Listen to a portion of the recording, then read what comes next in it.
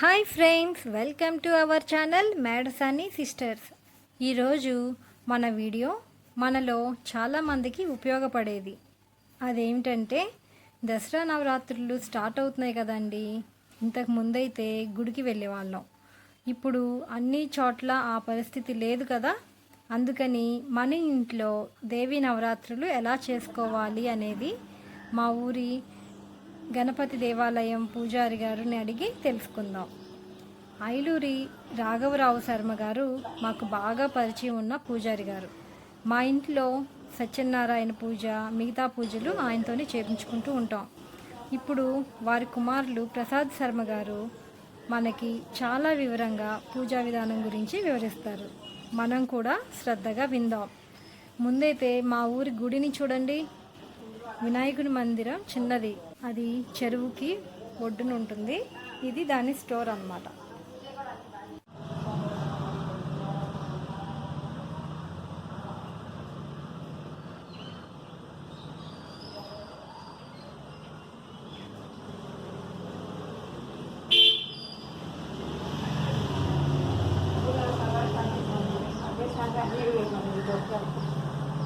పూజారి గారు, ప్రతి సంవత్సరం దేవీ నవరాత్రులు గుళ్ళో చేసుకుంటాం కదా. ఈ సంవత్సరం గుడికి వెళ్ళి చేసుకోకూడదు కదా. ఇంట్లో మేము ఎలా చేసుకోవచ్చా, చేసుకోకూడదు, ఎలా చేసుకోవాలో కొంచెం వాళ్ళని చెప్తారా?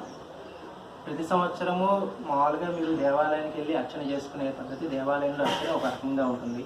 మీరు ఇంట్లో చేసుకోవాలనుకున్నప్పుడు మీరు ఏ విధంగా అయితే మీకు తెలిసిన పూజా విధానాన్ని బట్టి దేవీ భాగవతం అనే ఒకటి ఉంటుంది. ఆ దేవీ భాగవతం ఒక పుస్తకం తెచ్చుకొని ఆ దేవీ భాగవతంలో ఎంతవరకు అయితే మనం చేయగలుగుతామో అంతవరకే. మంత్రోచ్చారణతో పూజ చేయాలంటే అది మీకు సాధ్యం కాదు. కాబట్టి ఒక తాంత్రికం అంటే ఒక మనకు తెలిసిన ఎంతవరకు అయితే తెలిసి ఉంటుందో అంతవరకు కూడా ఆ పూజా విధానాన్ని అనుసరించి చేసుకోవడం అనేది చాలా ఉత్తమము.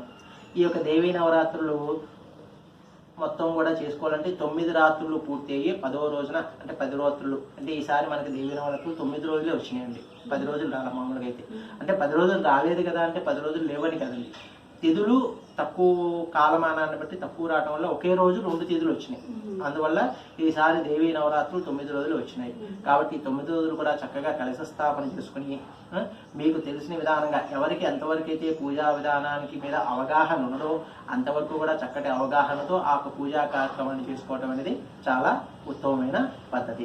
దీనికి కావలసినటువంటి పూజా సామాగ్రి మీకు తెలిసినంత వరకు అయితే సరే, లేదంటే కనుక ఏమేం కావాలి ఏంటనేది నన్ను వివరించి చెప్పమంటే నేను వివరించి మామూలుగా మనం ఈ యొక్క దేవీ నవరాత్రుల్లో అమావాస్య అయిపోయిన తర్వాత ఉదయాన్నే పాడ్యమి రోజున ఈ యొక్క శరదృతువులో ఆశ్వీజ మాసం వస్తుంది. ఈ యొక్క శరదృతువులో ఈ యొక్క దేవీ నవరాత్రులు సంవత్సరానికి దశల వారీగా 2 సార్లు వస్తాయండి. ఒకటి చైత్ర మాసంలో వచ్చినట్టు వసంత నవరాత్రులు అంటారు. ఇది ఒకటి వసంత నవరాత్రులు కూడా అమ్మవారికి చేస్తారు. అది ఎక్కువగా ఎవరు కూడా అంతగా అవగాహన ఉండదు. ఈ యొక్క దేవీ నవరాత్రులే అంటారు మామూలుగా అయితే. ఈ యొక్క వసంత నవరాత్రులు కూడా అమ్మవారికి చాలా ప్రీతికరమైనది. తర్వాత ఈ శరద్ ఋతువులో వసంత ఋతువు అంటే వసంత ఋతువులో స్టార్ట్ అయ్యేదాన్ని వసంత నవరాత్రులు అంటారు. అమ్మవారికి అవి కూడా విశేషకరమైనవి. అవి కూడా 10 రోజులు నిర్వహిస్తారు. ప్రతి అమ్మవారి అంటే పెద్ద పెద్ద దేవాలయాల్లో చేస్తారు. పూర్వకాలంలో చేసేవాళ్ళు. ఇప్పుడు కాలానుగుణంగా ఎవరికీ అవగాహన లేదు వాటి గురించి. ఎక్కువగా అవగాహన ఈ యొక్క శరద్ ఋతువులో ఆశ్వీజ మాసంలో చేసేటప్పుడు శరద్ ఋతువు కాబట్టి శరన్నవరాత్రులు అంటారు అమ్మవారిని. శరన్నవరాత్రులు అంటారు శరద్ ఋతువు. ఈ యొక్క ఋతువులో అమ్మవారిని ఎందుకు మనం ధ్యానించాలి అంటే ఒక విశేషమైన ఉంది. దీన్ని యమపాసకులు స్టార్ట్ అయ్యేటువంటి ఋతువు అనమాట. ఈ 2 ఋతువులు వసంత ఋతువులు శరద్ ఋతువులు 2 కూడా అంటే యమకోరల నుంచి తప్పించుకోవడానికి అమ్మవారిని మనం వల్ల ఆ యముని నుంచి మనకి సంక్రమించేటువంటి బాధలన్నీ కూడా తొలగిపోతాయి. ఎందువల్ల ఈ యొక్క సమయాన్ని మనం ఎందుకు అంటారేంటంటే కనుక ఈ యొక్క వర్షాకాలం అంతా కూడా పూర్తి అయిపోతుంది. మనకి ఆగస్టు అంటే శ్రావణ మాసం భాద్రపద మాసం మనకి వర్ష ఋతువు అనమాట. అంటే వర్షాకాలం బాగా వానలు పడతాయి. బాగా వానలు పడి ఈ యొక్క శరద్ ఋతువు అంటే ఈ యొక్క కాలం చాలా మంచి కాలం. అంటే అటు బాగా వర్షాలు ఉండవు, అటు బాగా చలి ఉంటుంది, మధ్యస్థంగా ఉంటుందన్నమాట. కాబట్టి ఈ యొక్క మధ్యస్థ సమయంలో వర్షం అంతా కూడా పూర్తి అయిపోయినాక మనకి ఏమవుతుంది, జలుబు రోగాలు, చిన్న చిన్న రోగాలు ఏవైనా. ఇప్పుడు రైతులు ఉంటారు, రైతులకు పొలానికి వెళ్తారు కాబట్టి వాళ్ళకి అనేకమైన సమస్యలు కావచ్చు, ఆరోగ్యరీత్యా సమస్యలు వస్తాయి. ఈ యొక్క ఆరోగ్యరీత్యా సమస్యలన్నింటినీ కూడా తొలగించుకోవటానికై మనము ఈ యొక్క యమ కూరలు అంటే ఈ యముని నుంచి వచ్చేటువంటి బాధల్ని తప్పించుకోవడానికై ఆ అమ్మవారిని మనం ఆరాధన చేసినట్లయితే కనుక ఆ అమ్మవారు మనకి శక్తి, అమ్మవారి అంటే ఎవరు కాదు, ఒక శక్తి అనమాట. ఆ రోగ నిరోధక శక్తిని మనలో పెంపొందింప చేస్తుంది ఈ యొక్క అమ్మవారిని మనం ఆరాధన చేయటం వల్ల. అందులోకి ఆరాధన చేయటం అనేది ఒక 3 రకాల పద్ధతులు ఉంటాయి. మంత్రంతో, అమ్మవారిని మంత్రంతో ప్రసన్నం చేసుకోవటం అనేది ఒకటి. రెండోది తంత్రం. తంత్రం అంటే తాంత్రిక విద్య అనేది ఇక్కడ మనకు చాలా తక్కువ ఉండదు. మన యొక్క దక్షిణ భారతదేశంలో ఎక్కువగా కూడా మంత్రంతోనే ఎక్కువ ఆరాధన చేస్తారు, ఏ దేవాలయం అయినా సరే. ఒక్క కేరళలో మాత్రమే తాంత్రికం, అంటే మంత్రాలు ఏముండవు, ఆ లోని ముద్రలు ఉంటాయి, అమ్మవారికి ముద్రలు ఉంటాయి, ప్రతి మంత్రానికి ఒక ముద్ర ఉంటుంది, ఆ ముద్రతోనే ఆరాధన చేస్తూ ఉంటారు, అటువంటి తాంత్రిక. రెండోది భక్తి భావన. అమ్మవారికి మనం మంత్రంతో చేయవచ్చు, తాంత్రికతో చేయవచ్చు, ఏమీ చేయకపోవచ్చు, కానీ భక్తి భావనతో మనకి తెలిసినటువంటి స్తోత్రం కానీ శ్లోకం కానీ ఏదేంతో అయితే అమ్మవారిని ఆరాధన చేస్తామో ఆ ప్రసన్నమైన ఆ అమ్మవారిని మనం ప్రసన్నం చేసుకుంటే అమ్మవారి యొక్క అనుగ్రహం మనకి కలుగుతుంది. కాబట్టి మనం అలా 3 భాగాలుగా మనం ఏదో మనకి తెలిసిన ఏ విధంగా అయితే తెలిసిన విధంగా ఆ తెలిసిన విధానంలో అమ్మవారిని పూజా విధానంగా మనం నిర్వర్తించుకుని అమ్మవారిని ప్రసన్నం చేసుకుని అమ్మవారి యొక్క అనుగ్రహం మనం పొందేటట్లుగా ఈ యొక్క 3 భాగాల్లో మనకి ఏ విధంగా అయితే అవకాశం ఉంటుందో అయితే మనకి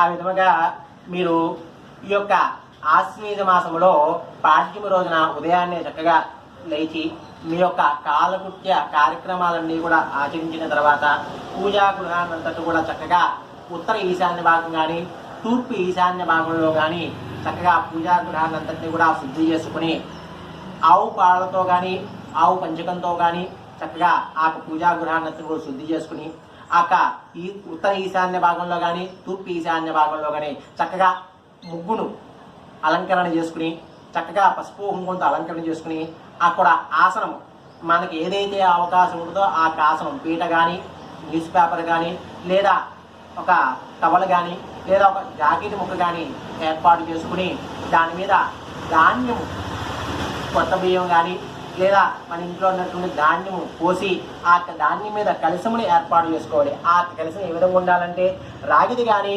ఇత్తడిది కానీ లేదా వెండిది కానీ, ఈ 3 లేకపోయినా సరే స్టీల్ది మాత్రం మ్యాక్సిమం స్టీల్ది మాత్రం చక్కగా లేకుండా చూసుకోండి. వీటన్నీ ఏమీ లేకపోయినా సరే మట్టి పాత్ర అయినా సరే కలశముగా ఏర్పాటు చేసుకుని ఆ కలశం మీద చక్కగా ఆ కలశంలో ఉదకం అనగా నీరు పోసి ఆ నీటిలో పసుపు కుంకుమ అక్షింతలు వేసి దానిలో ఒక రూపాయి నాణమును అమ్మవారి ప్రతిమగా దాల్చి ఆ రూపాయి నాణమును ఆ కలశంలో ఉంచి కలశంలో చక్కగా మామిడి మండలు అలంకరణ చేసి ఒక కొబ్బరికాయకి చక్కగా పసుపు రాసి కుంకుమ అలంకరణ చేసి ఆ కలశం మీద కొబ్బరికాయ ఉంచి దాని మీద ఒక నూతన వస్త్రమును ఏర్పాటు చేసి ఆ కలశంలో ఆ ధాన్యం మీద చక్కగా ఉంచవలను. తర్వాత ఆ కలశం వెలగా మన అమ్మవారి ప్రతిమా స్వరూపాన్ని ఒక ఫోటోని అక్కడ లలిత అమ్మవారు కానీ లేదా దుర్గా అమ్మవారు కానీ లేదా లక్ష్మీ అమ్మవారు కానీ సరస్వతి అమ్మవారు కానీ ఇలాయితే అష్టలక్ష్ములు ఉన్నటువంటి ప్రతిమ అయినా సరే ఆ కలశం వెనకాల నుంచి ఆ ప్రతిమ ముందు కలశమును ఏర్పాటు చేసుకుని చక్కగా నిత్యము కూడా మీరు అమ్మవారికి పసుపు కుంకుమతో పుష్పాలతో లేదా ఆవు నేతితో కలిపినటువంటి అక్షింతలు ఆ అక్షింతల్ని చక్కగా ఆ కలశం వద్ద పూజ చేసుకుని నిత్యార్చన 9 రోజులు కూడా ఉదయము సాయంత్రము చక్కటి లలితాదేవి నామ స్తోత్రముతో పూజా కార్యక్రమాన్ని మీరు ఏ విధంగా అయితే మీకు పూజ ఆచరిస్తారో ఆ విధంగా పూజా కార్యక్రమం అంతా కూడా పూర్తి చేసిన తర్వాత అమ్మవారికి చక్కటి నివేదన ఈ యొక్క 9 రోజులు కూడా ఒక్కొక్క అలంకరణ ఉన్నది కాబట్టి ఒక్కొక్క అలంకరణతో ఒక్కొక్క విశేషమైన అనుగ్రహాన్ని మనకి అమ్మవారు అనుగ్రహిస్తారు కాబట్టి ఆ అనుగ్రహాన్ని మనం తీసుకుని అమ్మవారికి ప్రీతికరమైనటువంటి 9 రకాలు ప్రసాదాలు ఉంటాయి. ఒక్కొక్క రోజు ఒక్కొక్క ప్రసాదం ఉంటుంది. ఆ ప్రసాదాలన్నీ కూడా చక్కగా అమ్మవారికి చేసి నివేదన పరిచి ఆ ప్రసాదాన్ని మనం ప్రసాద వితరణ అయిపోయిన తర్వాత చక్కగా అమ్మవారికి నీరాజన మంత్రపుష్పములు మనం ఏ విధంగా అయితే మనకి స్తోత్రాలు వచ్చో సంకల్పం వచ్చో ఆ విధముగా సంకల్పం చేసుకుని నీరాజన మంత్ర పుష్పాలు పూర్తి చేసుకుని తర్వాత ఆ అమ్మవారికి నివేదన పరిచిన ప్రసాదాన్ని మనం తీసుకుని తర్వాత మన ఇంట్లో ఉన్నటువంటి మన తోటి బంధువులకి తోటి స్నేహితులకి అలాగే స్వజనులకి ఇరుగు పొరుగు వారందరికీ కూడా ఆ ప్రసాదాన్ని వితరణ చేసినట్లయితే కనుక అమ్మవారు ఆ అమ్మవారి అనుగ్రహం మనకే కాకుండా మనకు చుట్టుపక్కల ఉన్న వాళ్ళందరికీ కూడా మనము ఆ అమ్మవారి అనుగ్రహం చేకూరేట్లుగా మనం చేయటం వల్ల మనకి ఎంతో అమ్మవారు చాలా సంతోషించి అమ్మవారు ఎక్కువ ప్రసన్నమయ్యి మన ఇంటి నందు ఉన్నటువంటి దారిద్రము అలాగే మనకు ఉన్నటువంటి సమస్యలన్నీ కూడా తొలగించేసి మనకి ఇంటినందు ధనము ధాన్యాన్ని అభివృద్ధి పొందించి మన యొక్క శరీరాన్ని ఆరోగ్యాన్ని పెంపొందింపజేసి చక్కటి అనుగ్రహాన్ని అమ్మవారు మనకి అనుగ్రహిస్తారు. దీంతో ఈ యొక్క పూజా కార్యక్రమం కూడా పూర్తి అవుతుంది. ఈ యొక్క పూజ 9 రోజులు సంకల్పంతో పూజా కార్యక్రమం పూర్తి అయిన తర్వాత ఆ పూజ చేసినటువంటి పసుపు కుంకాన్ని చక్కగా బొట్లాలు కట్టి చక్కగా ఆ పసుపు కుంకాన్ని కూడా చక్కటి ముత్తైదులందరికీ కూడా మనకి తెలిసిన వాళ్ళందరికీ కూడా చక్కగా ఇస్తే ఆ పసుపు కుంకుమ కూడా అందరికీ పంచిపెడితే చాలా మనకి పుణ్యం చేకూరుతుంది. ఏమేమి మంత్రాలు చదువుకోవాలి? అవతారాలు ఏ అవతారానికి ఏ ఈ యొక్క ఆశ్వేజ మాసము శరదృతువులో ఆశ్వేజ మాసములో పాడ్యము రోజు నుంచి దశమి వరకు కూడా ఈ యొక్క శరన్నవరాత్రులు అనేది పూర్తి అవుతాయి. శరన్నవరాత్రులు అంటే అసలు 9 రోజులే. ఈ యొక్క 9 రోజులు కూడా నవరాత్రుల్లో పూజా కార్యక్రమం చేసుకున్న తర్వాత 10వ రోజున దశమి రోజున విజయదశమి అంటారు. అంటే అమ్మవారిని మనం ఈ యొక్క 9 రోజులు కూడా ఆవాహన చేసుకుని పూజా కార్యక్రమం చేసినట్లయితే 10వ రోజున అమ్మవారు మనకి విజయాన్ని చేకూరుస్తారు. ఈ యొక్క విజయదశమి రావడానికి 3 కారణాలు ఉన్నాయండి. ఒకటి, అమ్మవారు మన యొక్క ఇంద్రకీలాద్రి పైన వెలిసినటువంటి దుర్గా అమ్మవారు మహిషాసురుడు అనే రాక్షసుడి యొక్క అరాచకాలు అరికట్టడానికై అమ్మవారు ఈ యొక్క భూమి మీదకి దిగివచ్చి మానవ రూపంలో అవతరించి 9 అవతారాలు కూడా దాల్చి ఆ 9 రోజులు కూడా ఆ మహిషాసురునితో అనే రాక్షసుడితో ఘోరముగా యుద్ధము చేసి ఆయన్ని మహిషాసురుడు అందరూ 9వ రోజు రాత్రి ఆవిడ ఆ మహిషాసురుడు అనే రాక్షసుని సంహరించినది.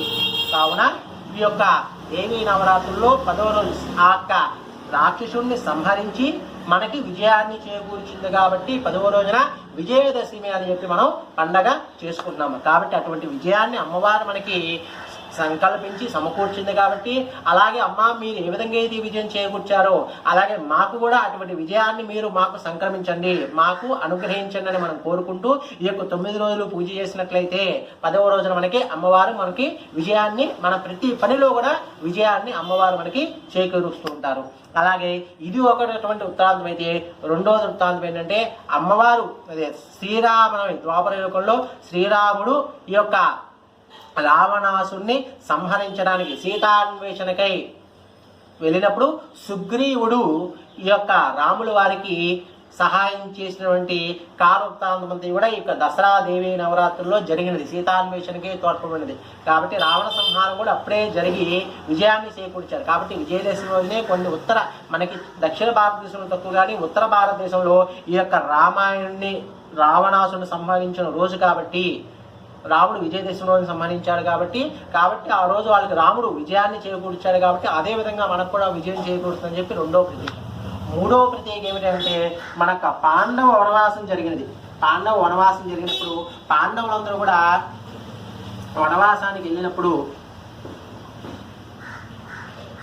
మూడవ ప్రతీక ఏమిటి అంటే పాండవులు వనవాసం చేసిన తర్వాత 14 సంవత్సరాలు వనవాసం అయిపోయిన తర్వాత 1 సంవత్సరం అజ్ఞాతవాసం ఎవరికీ తెలియకుండా వాళ్ళు చేయాలనుకున్న అజ్ఞాతవాసాన్ని అనుసరించి అజ్ఞాతవాసానికి పాండవ వనవాసానికి వెళ్తున్నప్పుడు వారి యొక్క ఆయుధములన్నీ కూడా ఒక సెమీ వృక్షం అంటే ఏంటి జమ్మి చెట్టుకి, జమ్మి దేవత అంటే సాక్షాత్తు అమ్మవారి అనమాట.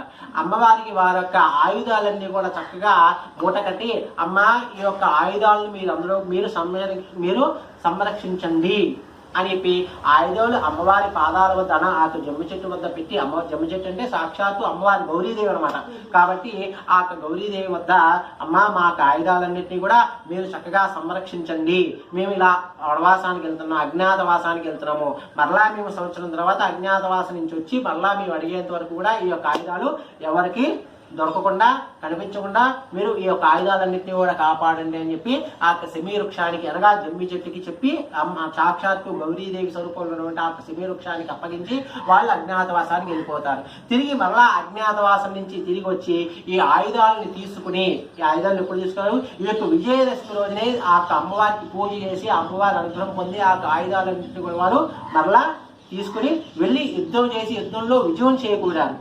కాబట్టి ఈ యొక్క పాండవులు కూడా ఈ యొక్క ఆయుధాలను స్వీకరించి అమ్మవారి అనుగ్రహంలో విజయం పొందారు. కాబట్టి దానికి కూడా అందుకనే మనం విజయదశమి రోజున సాయంత్రం సెమీ పూజ చేస్తాం. సెమీ పూజ అంటే ఈ యొక్క జమ్మి చెట్టుకి పూజాకార్పం చేస్తాం. జమ్మి చెట్టుకి పూజాకార్పం చేసి విజయాన్ని మాకు చేకూర్చండి, మా శత్రువులందరినీ అమ్మవారు మాకు శత్రువులందరినీ కూడా నాశనం చేయండి. నాశనం అంటే వాళ్ళు విజయులు కదా, వాళ్ళ నుంచి మాకు ఎటువంటి ఆపద కలగకుండా మమ్మల్ని యథావిధిగా కాపాడండి, మేము తలపెట్టిన ప్రతి పని కూడా దిగ్విజయంగా నెరవేరేట్లుగా మమ్మల్ని ఆశీర్వదించండి అని చెప్పి కోరుకుంటాం. ఇలా 3 రకాలుగా ఈ యొక్క దసరా పండుగ మనకి ప్రత్యేకలో వాడుక భాషలో ఇలా వచ్చింది. కానీ అందరికీ తెలిసింది ఏమిటి అంటే దేవీ నవరాత్రులను అనగా మహిషాసురుని సంహరించడం వల్ల అమ్మవారు విజయం చేకూరింది కాబట్టి విజయదశమి పండుగ చేసుకున్నామని మనకి ప్రతి ఒక్కరికి కూడా తెలిసిన విషయం ఇది ఒక్కటే అన్నమాట. తర్వాత ఈ యొక్క దేవీ నవరాత్రుల్లో మన యొక్క ప్రాంతీయ ఆచారాలు ఉంటాయి. మనము ఈ యొక్క దక్షిణ భారతదేశంలో మనం దేవీ నవరాత్రులుగా ఈ యొక్క 9 రోజుల అలంకారాలు ఉంటాయి.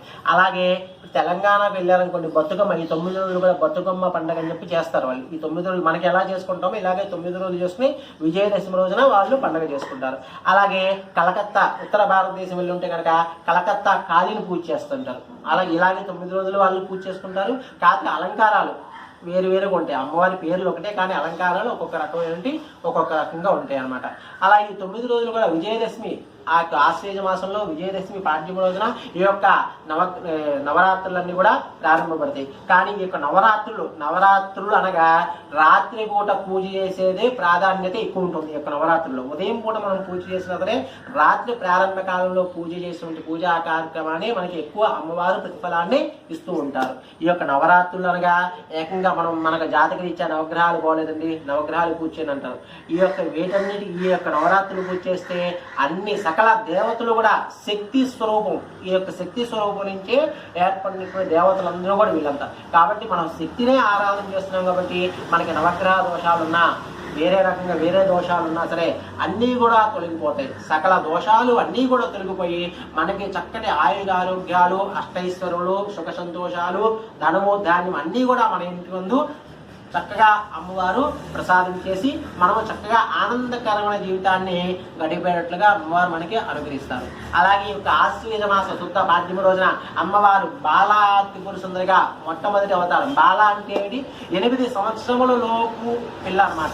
బాలాదేవి అంటే మన ఇంట్లోనే కదా, అమ్మవారి కాదు, మన ఇంట్లో 8 సంవత్సరాల పిల్లలంతా కూడా కన్యముత్తైదులు అంటారు, బాలా త్రిపుర సుందరి అంటారు. అంటే బాల చిన్న పిల్లగా అమ్మవారు అవతరించారన్నమాట. అవతరించి ఆ చిన్నతనం నుంచి అమ్మవారు జ్ఞానాన్ని సంపాదించి చక్కగా ఆ యొక్క రాక్షసుడితో యుద్ధము చేసి ఆ రోజు ఉంది. కాబట్టి ఈ యొక్క బాలా త్రిపుర సుందరి రోజున చిన్న పిల్లలతో ఇంటనకు పూజా కార్యక్రమం చేయించడం మంచిది. అంటే పిల్లలు పూజ చేయరు కానీ వాళ్ళు ఏ విధంగా పూజ చేస్తారు, బాల అంటే అమ్మవారితో సమానం కాబట్టి వాళ్ళు ఏ విధంగా చేసినా ఏమి చేసినా, అందుకనే చిన్న పిల్లల్ని కూడా ఎక్కువగా దైవస్వరూపాలు అంటారు. మనం 8 సంవత్సరాల లోపు అంతా దైవస్వరూపులు అంటారు. వాళ్ళకి ఏమీ తెలియదు, ఏమి చేస్తే అది ఆ దేవుని అనుగ్రహం వాళ్ళకి ఉంటుంది అన్నమాట. కాబట్టి వాళ్ళని కూడా మనం దైవస్వరూపులుగానే భావించి వాళ్ళు ఏం చేసినా మనం ఊరుకోవాలంటే మరీ ఇలాంటి కాదు, జస్ట్ అంటే దేవుడి భావంలో వాళ్ళు తప్పు చేసినా ఒప్పు చేసినా మనం క్షమించడం అంటే అమ్మవారి అనుగ్రహించిందిలే లేకపోతే అయ్యవారి అనుగ్రహించాలి అలా చేయించాలని మనం అనుకోవాలి. తర్వాత ఆ రోజు బాలా త్రిపుర రోజున అమ్మవారిని కట్టె పొంగలి, అమ్మవారికి పూజా కార్యక్రమం అంతా అయిపోయిన తర్వాత అమ్మవారికి చాలా ప్రీతికరమైన ప్రసాదం ఏమిటంటే కట్టె పొంగలి. ఆ కట్టె పొంగలి అమ్మవారికి నివేదన పరిచి ఆ ప్రసాదాన్ని అందరికీ సమర్పించాలి. తర్వాత 2వ రోజు గాయత్రీదేవి అలంకారం. ఇదే రోజున 2వ రోజున ఈ యొక్క గాయత్రీదేవి అంటే పంచముఖాలతో ఉన్నటువంటి అమ్మవారు గాయత్రి అమ్మవారు. ఈ యొక్క గాయత్రి అమ్మవారు ఏం చేస్తారు? పంచముఖాలు అంటే మనకు ఉన్నటువంటి దిక్కులు, ప్రతి దిక్కుని కూడా అమ్మవారు చూస్తూ ఉంటారు. చూస్తూ ఎవరు ఏమి చేస్తున్నారా అనేది అవగాహన చేసుకుంటూ ఉంటుంది ఆవిడ. ఎవరు ఎంతవరకు నన్ను పూజిస్తున్నారు, ఎవరు ఎంతవరకు నన్ను ఇచ్చేస్తున్నారు, ఎవరు ఎంతవరకు నన్ను ఆవాహన చేసి చక్కగా పూజా కార్యక్రమాన్ని భక్తి శ్రద్ధలతో చేస్తున్నారు. ఇక్కడ మనం ప్రతి పూజ చేస్తామంటే ఏ పూజ అయినా సరే, ఏ మతంలో ఉందైనా సరే, ఏ శాస్త్రంలో అయినా సరే పూజ చేస్తున్నామంటే మనం మెయిన్గా భక్తి భావనతో చేయాలి.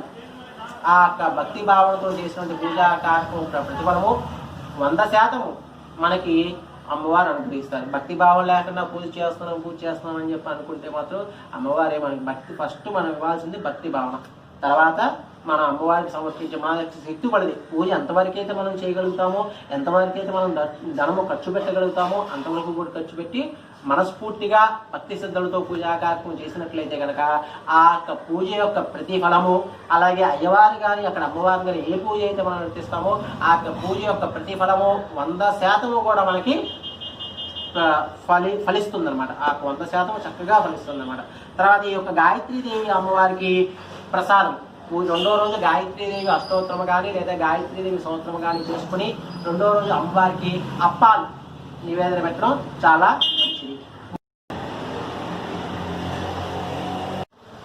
ఇంకా మూడవ రోజు అన్నపూర్ణాదేవి అలంకారం. అన్నపూర్ణాదేవి అంటే ఏంటి?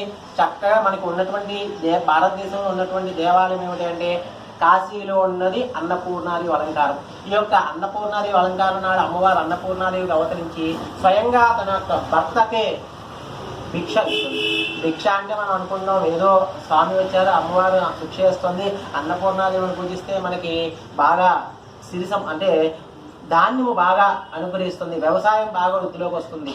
అది నిజమే. కానీ అమ్మవారు తన యొక్క భర్తకి స్వయంగా ఎందుకు ఇస్తుందంటే జ్ఞాన అమ్మవారు వచ్చి మనం ఏదైనా అడుగుతున్నప్పుడు అయ్యవారు ఎందుకు వచ్చి అడుగుతున్నా, అమ్మ మీరు నాకు జ్ఞానాన్ని ప్రసాదించండి, ఆ జ్ఞానంతో నేను నలుగురికి మంచి చేయాలి అన్న భావనతో అయ్యవారు అక్కడ అడుగుతున్నారు. అలాగే అమ్మవారు కూడా ప్రసాదం ఇస్తుంది. ఏమనిస్తుంది? ఆ ప్రసాదంలో జ్ఞానాన్ని ఆవిడికి ప్రసాదంగా అయ్యవారికి అమ్మవారు ఇస్తున్నారు. ఇది ప్రతీక. అందుకని అమ్మవారు అన్నపూర్ణాదేవి అయ్యవారికి భిక్ష వేస్తుంది. ఆ భిక్షను ఆయన స్వీకరించాలని మనం అంటే సహజంగా తెలియని వాళ్ళందరూ అలాగే అనుకుంటారు. కానీ తెలుసు అక్కడ పరమార్థం ఏమిటి అంటే అమ్మవారు జ్ఞానాన్ని అయ్యవారికి ప్రసాదిస్తోంది. అలాగే మనము కూడా అమ్మవారి దగ్గర నుంచి మనం తీసుకోవాల్సిన అన్నపూర్ణాదేవి దగ్గర నుంచి తీసుకోవాల్సింది ఏంటి?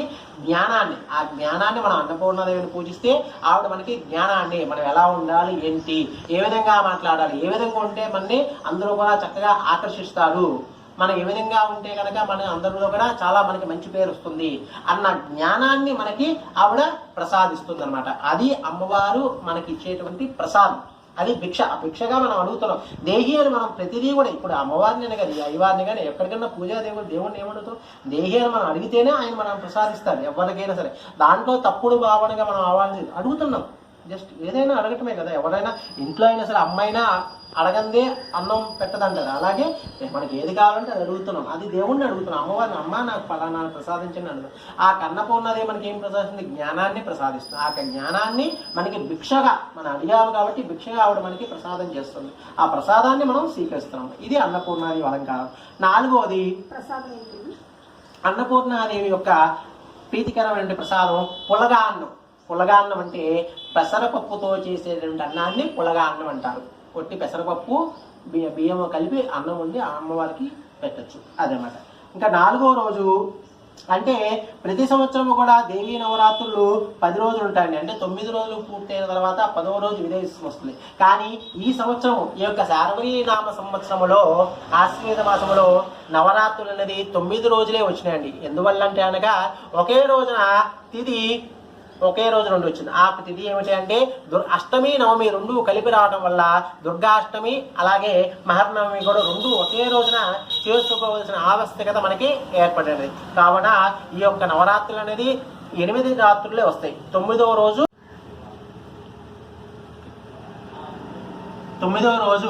దశమి వచ్చింది కాబట్టి 9వ రోజు మనం విజయదశమి పండుగ చేసుకుంటున్నాము ఈ యొక్క శార్వరీ నామ సంవత్సరంలో. కావున ఈ యొక్క అవతారాల్లో 4వ రోజు అలంకారం ఏమిటంటే ఈ సంవత్సరం వచ్చింది ఏంటంటే మూలా నక్షత్రం వచ్చింది 4వ రోజున. 5వ రోజున మూలా నక్షత్రం వచ్చింది.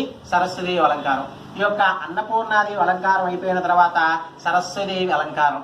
ఈ యొక్క సరస్వతి అంటే ఈ యొక్క సరస్వతి అమ్మవారు కూడా శుంభశంభుని అనే రాక్షసుల్ని సంహరించి ఉన్నది.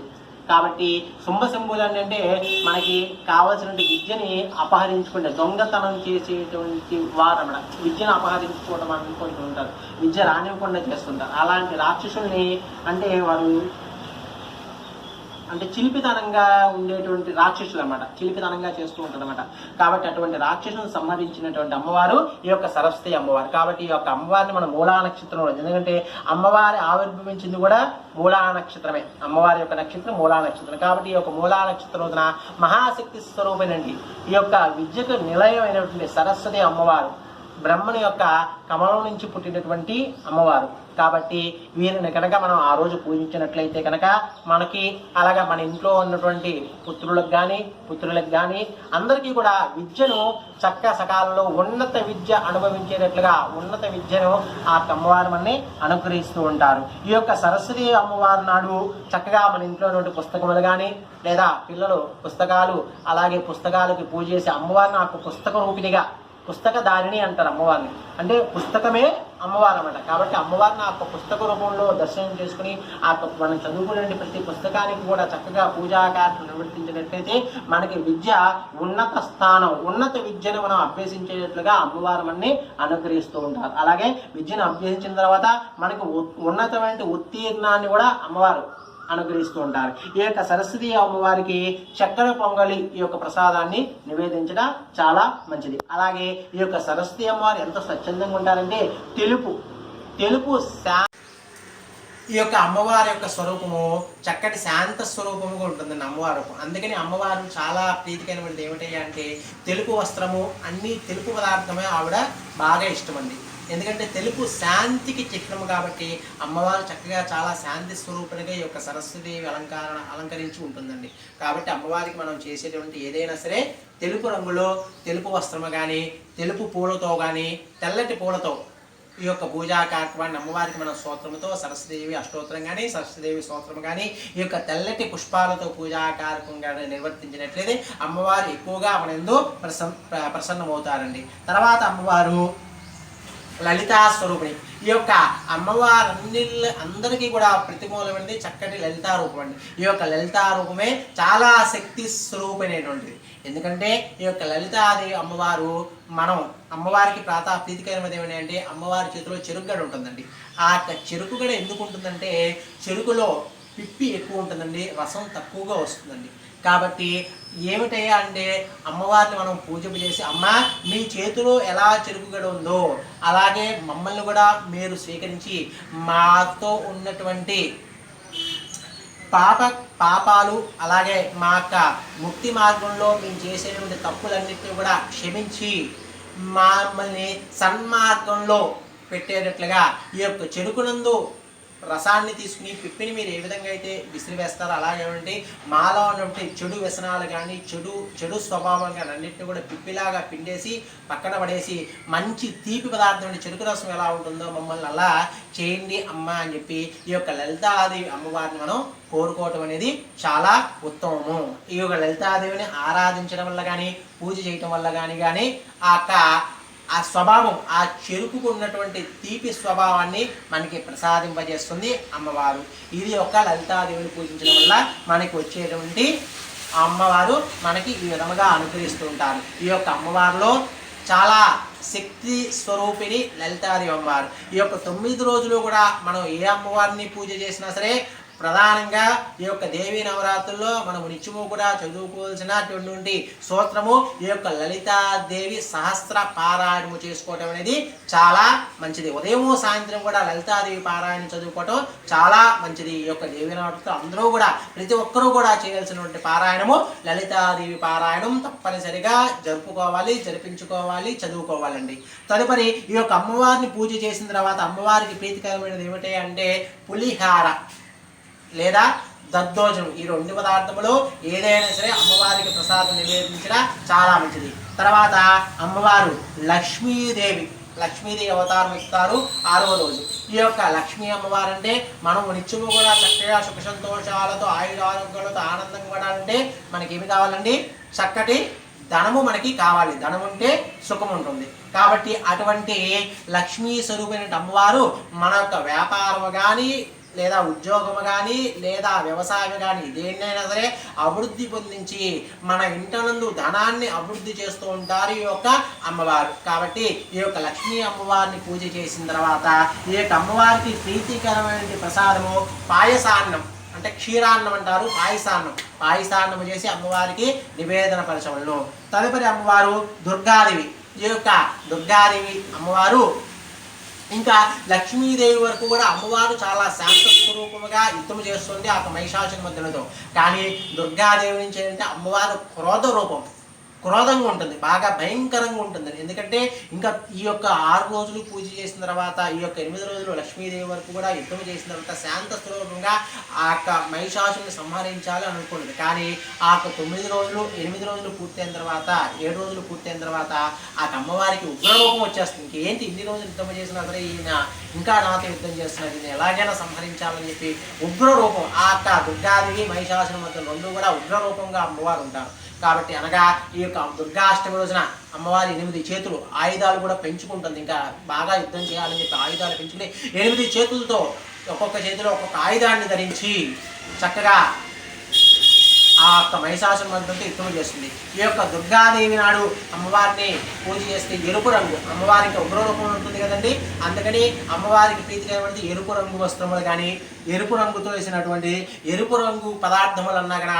ఎరుపు పూలు అన్నా సరే బాగా ఇష్టం అనమాట ఆ యొక్క దుర్గాదేవి నాడు. కాబట్టి ఆ యొక్క దుర్గాదేవిని పూజించినప్పుడు మనం ఎరుపు రంగు పూలు కానీ ఎరుపు వస్త్రములు కానీ తర్వాత ఎక్కువ కుంకుమతో అలాగే అమ్మవారికి ప్రీతికరమైనటువంటి ఎరుపు రంగు ప్రసాదాలు అంటే గారెలు, అమ్మవారికి దుర్గాదేవికి గారెలన్నా బాగా ఇష్టం అండి. కాబట్టి ఎరుపు రంగులు ఉంటాయి కాబట్టి గారెలు బాగా ఇష్టం. ఆ గారెలు ప్రసాద నివేదన పరచవలను.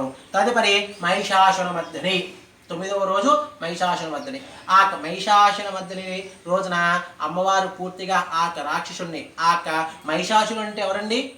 దున్నపోతుతో సమానం. దున్నపోతు అంటే ఏంటి? దున్నపోతుకి ఎటువంటి విచక్షణ ఉండదు, ఎటువంటి బుద్ధిశీలత ఉండదు, తను ఏమి చేస్తుందో తనకే తెలియదు. అటువంటి వారి రూపంలో మహిషాసురుడు ఉంటాడు.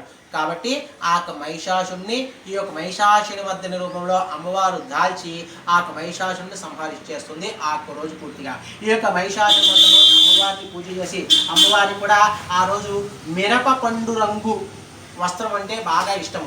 ఆ మిరప రంగు వస్త్రములతో అలాగే అమ్మవారికి అలాగే మిరప పండు రంగు అనగా అమ్మవారికి ఆ రోజు ప్రసాదం పూర్ణాలండి. ఆ పూర్ణాలు ప్రసాదం నివేదన పరచవలను. తదుపరి ఇంకా చివరి రోజున రాజరాజేశ్వరి అమ్మవారు. ఎందుకంటే మహిషాసుని మర్దిని సంహరించేసి మనకి అమ్మవారి విజయాన్ని చేయించారు కాబట్టి ఇంకా శాంత స్వరూపముగా అమ్మవారు ఇంకా మహిషాసుని మర్దిని పూర్తిగా సంహరించేసిన తర్వాత శాంత స్వరూపాన్ని దాల్చుతుంది. ఇందులో ఒక వృత్తాంతం ఉంది. అమ్మవారు ఈ యొక్క కాళికాదేవి రూపంలో ఈ యొక్క రాక్షసుని సంహరించినప్పుడు అమ్మవారు పూర్తిగా రాక్షసుని సంహరించిన తర్వాత కూడా శాంతపడకుండా అదే ఉగ్రరూపాన్ని చూస్తూ ఉంటుంది. కాబట్టి తర్వాత ఏమవుతుందంటే నారదులు, ఋషులు, విష్ణుమూర్తి, బ్రహ్మ అందరూ కూడా శివుడి వద్దకు వెళ్తారు. స్వామి, ఈ యొక్క ఉగ్రరూపంలో అమ్మవారిని మీరే శాంతపరచాలి, ఎందుకంటే అమ్మవారు మీ యొక్క ధర్మపత్ని కాబట్టి మీరే శాంతపరచాలి అన్నారు. సరే, ఆ అమ్మవారు ఉగ్రరూపానికి అయ్యవారు కూడా భయపడిపోతూ ఉంటారు. ఏమిటి ఈ రూపంలో నేను ఆవిడకి ఎదురెళ్తే ఆవిడ కూడా నన్ను ఏదో ఒకటి చేస్తుందని భయంతో ఏం చేస్తారంటే అమ్మవారు ఈ యొక్క రాక్షసుని సంహరించాక నడుచుకుంటూ వచ్చేస్తూ ఉంటుంది. ఎవరు అడ్డొచ్చినా సరే తన్నుకుంటూ, ఎవరు వచ్చినా సరే తన కాళ్ళ కింద తొక్కేసుకుంటూ వచ్చేస్తూ ఉంటుంది. అలా తొక్కేసుకుంటూ వచ్చేస్తుంటే తను ఆ పరమేశ్వరుడు కూడా అమ్మవారు వచ్చే నడకదారిలో అడ్డంగా పడుకుంటాడండి. చూసే ఉంటారు, కాళికాదేవి అలంకారం చేసినప్పుడు ఆ శివుడు అమ్మవారి పాదాల కింద ఉంటాడు. గమనించండి మీరు. ఎందుకు? ఆ అమ్మటే తన కుడికాలి అయ్యవారి పాదాల మీద, అయ్యవారి శరీరం మీద పడంగానే అమ్మవారు ఒక్కసారి వెలికబడి ఏంటి నేను నా యొక్క నాదుణ్ణి కాలుతో తొక్కానని ఎమ్మటే అమ్మవారు శాంత స్వరూపంగా అయిపోతుంది. స్వామి క్షమించండి అని చెప్పి అడుగుతుంది. స్వామి, నేను మిమ్మల్ని గ్రహింపలేదు క్షమించండి. అప్పుడు ఆ పరమేశ్వరుడు చెప్తారు, దేవి, నీ యొక్క ఉగ్రరూపానికి నేను కూడా భయపడిపోయాను, నీకు ఎదురు రావాలంటే నాకే భయం వేసింది, కావున ఈ విధంగా నేనే చేశాను అని చెప్పంగానే అప్పుడు అమ్మవారు శాంతపడతాడండి. ఆ నాదుడిని చూడేసి నేను తప్పు చేశానని, అయ్యో నా పత్నిని నాకు భర్తను కాలుతో తొక్కానే, ఎంత పాపం చేశానని చెప్పి ఆవిడ అనుకుంటూ శాంతపడుతుంది. ఈ విధంగా అమ్మవారిని శాంతపరచడానికి అయ్యవారు ఈ విధంగా చేసి ఉన్నారన్నమాట. తర్వాత ఈ విధంగా శాంతపరిచిన తర్వాత అమ్మవారిని రాజరాజేశ్వరిగా చక్కగా అలంకరణ చేసి మనకి అర్చక స్వామి వారు అమ్మవారిని చక్కటి రూపంలో చూపిస్తారు. ఆ రాజరాజేశ్వరి అమ్మవారిని విజయం మనకి చేకూరింది కాబట్టి ఆ రాజరాజేశ్వరి అమ్మవారికి చక్కటి ఆకుపచ్చ అంటే ఆవిడకి ఇష్టం అండి. ఎందుకంటే శాంత స్వరూపం, గ్రీన్ కలర్ అంటే ఆకుపచ్చ రంగు చక్కటి శాంత స్వరూపానికి చిహ్నం అనమాట. కాబట్టి అటువంటి ఆకుపచ్చ రంగుతో అమ్మవారిని చేసి చక్కటి ఆకుపచ్చని పూలతో కానీ లేదా పసుపు రంగు పూలతో కానీ, పసుపు కూడా మనకి శుభ సూచికం అనమాట, విజయాన్ని చేకూరుస్తుంది. పసుపు రంగు అంటే విజయాన్ని చేకూరుస్తుంది కాబట్టి ఆకుపచ్చ కానీ పసుపు కానీ విజయాన్ని చేకూర్చేటువంటి రంగులు అనమాట. కాబట్టి పసుపు పూలతో అమ్మవారికి చక్కగా ఆరాధన చేయడం అనేది ఉత్తమం అనమాట. ఈ యొక్క విజయదశమి రోజున అమ్మవారికి పసుపు రంగు ప్రసాదం ఏమిటి అంటే కేసరి అండి. కేసరి ఈ యొక్క నివేదన పెట్టిన చాలా ఉత్తమం. ఈ విధంగా 9 రోజులు కూడా 9 రావరాత్రులు కూడా 9 అలంకారాలతో అమ్మవారిని పూజా కార్యక్రమం నిర్వర్తించుకుని అమ్మవారికి ప్రీతికరమైన యొక్క 9 రకాల ప్రసాదాలు కూడా నివేదన పరిచి చక్కగా ఆ యొక్క ప్రసాదాన్ని మనము తీసుకుని తర్వాత మన ఇంటిలో వారికి తర్వాత మన సజ్జనులకి అందరికీ కూడా ఆ యొక్క ప్రసాదాన్ని వితరణ చేసినట్లయితే అమ్మవారి అనుగ్రహం పూజ చేసుకున్నటువంటి భక్తులకే కాకుండా, పూజ చేసుకునే దంపతులకే కాకుండా, పూజ చేసుకునే ముత్తేజులకే కాకుండా మన యొక్క చుట్టుపక్కల ఉన్న వారందరికీ కూడా ఈ యొక్క ప్రసాదం పంపిణీ చేయటం వల్ల అందరూ కూడా ఆ అమ్మవారి ప్రసాదాన్ని స్వీకరించడం వల్ల ఆ అమ్మవారి గ్రహం అందరూ కూడా పొంది అందరూ కూడా చక్కగా సుఖ సంతోషాలతో ఆయురారోగ్యాలతో ఆనందంగా జీవిస్తూ ఉంటారు. ఇదే విధముగా ఈ యొక్క అమ్మవారి యొక్క అనుగ్రహం పొందిన వారికి విజయం చేకూరుతుంది. వారు తలపెట్టిన ప్రతి పనిలో కూడా విజయము సమకూరుస్తూ ఉంచుతారు ఈ యొక్క అమ్మవారు. ఈ యొక్క దేవీ నవరాత్రుల్లో చాలా విశేషకరమైనది ఏమిటి అంటే మూలా నక్షత్రంలోడు సరస్వతి అమ్మవారు. తర్వాత అలాగే ఈ యొక్క దేవీ నవరాత్రులు 9 రోజులు కూడా చక్కగా పిల్లలందరూ కూడా చక్కగా అమ్మవారిని పూజ చేసినట్లయితే వారికి విద్యా బుద్ధులు చక్కటి ఉన్నత స్థానములో ఉండి వారు చక్కటి ఉన్నత విద్యను అభ్యసించి ఉన్నతమైనటువంటి ఉత్తీర్ణతను స్వీకరించుకుని చక్కటి ఉద్యోగాన్ని స్వీకరించి ఆనందంగా ఉండేట్లుగా ఆ సరస్వతి అమ్మవారు అలాగే ఆ స్వరూపిణి మహాలక్ష్మి అమ్మవారు కూడా చక్కగా వారిని కాపాడుతూ ఉంటారు. ఈ విధముగా మనము ఈ యొక్క దేవీ నవరాత్రుల్లో ముఖ్యంగా పూజ చేయాల్సింది ఎవరే అంటే మహాకాళి, మహాసరస్వతి, మహాలక్ష్మి. వీళ్ళ ముగ్గురు చాలా విశేషకరమైనటువంటి వారు. కాబట్టి వీళ్ళ ముగ్గురిని కూడా చక్కగా మనం పూజ చేసుకుని సంకల్పంలో శ్రీ మహాలక్ష్మి, మహాసరస్వతి, మహాకాళి అని చెప్పుకోవటం అనేది చాలా మంచిదండి, చాలా ఉత్తమం. ఈ విధంగా పూజా కార్యక్రమాన్ని యథావిధిగా చేయవలసిన ఒక ఆవశ్యకత ఇది ఏమీ లేదండి. మీరు ఈ యొక్క అమ్మవారిని ఆవాహన చేసుకుని కలశం రూపంలో ఈ యొక్క దేవీ నవరాత్రుల్లో కంపల్సరీగా మనము కలశ ఆరాధన చేయడం అనేది చాలా ఉత్తమము. కలశము లేకుండా పూజా కార్యక్రమం చేసుకుంటా ఉత్తమము కాదండి. ఒకవేళ కలశం పెట్టకపోయినా చేయలేని వారు మనకి ఏ విధంగా అయితే ఆవశ్యకత ఉంటుందో, ఎంతవరకు కూడా మనకి అవకాశం ఉంటుందో, మనకి ఏ విధంగా అయితే పూజా కార్యక్రమం తెలిసి ఉంటుందో ఆ విధంగా పూజ చేసుకోవటం అనేది తప్పేమీ లేదండి. మంత్రోచ్చారణతోనే చక్కగా యథావిధిగా పూజ చేయవలసిన అవసరము ఏమీ లేదండి. మనకి ఎంతవరకు అయితే అవకాశం ఉంటుందో, ఏమీ లేని వాళ్ళు ఓం శ్రీ మాత్రే నమః అనే అమ్మవారి మూల మంత్రాన్ని జపించుకుంటూ పూజా కార్యక్రమాన్ని ఎంతవరకు అయితే మనకి తెలిసి ఉందో అంతవరకు కూడా చక్కగా శ్రీ మాత్రే నమః అనే మంత్రాన్ని మూల మంత్రాన్ని జపం చేసుకుంటూ పూజా కార్యక్రమం నిర్వర్తించడం చాలా మంచిది. సర్వే జనా సుఖినో భవంతో లోకా సమస్తా సుఖినో భవంతో సర్వమంగళ మాంగళ్యే శివే సర్వార్థసాధికే శరణ్యే త్రయంబకే దేవి నారాయణి నమోస్తుతే. సర్వం శ్రీ దిగ్విజయోగ్యధికార ప్రసాద ఫలసిద్ధిరస్తు దేవి అనుగ్రహ ప్రసాద ఫలసిద్ధిరస్తు తథాస్తు. చాలా థ్యాంక్స్ విజయ్ గారు. మాకు ఎన్నో విషయాలు చెప్పారు. మా ప్రేక్షకులకి కూడా చాలా ధన్యవాదాలు. ధన్యవాదాలు.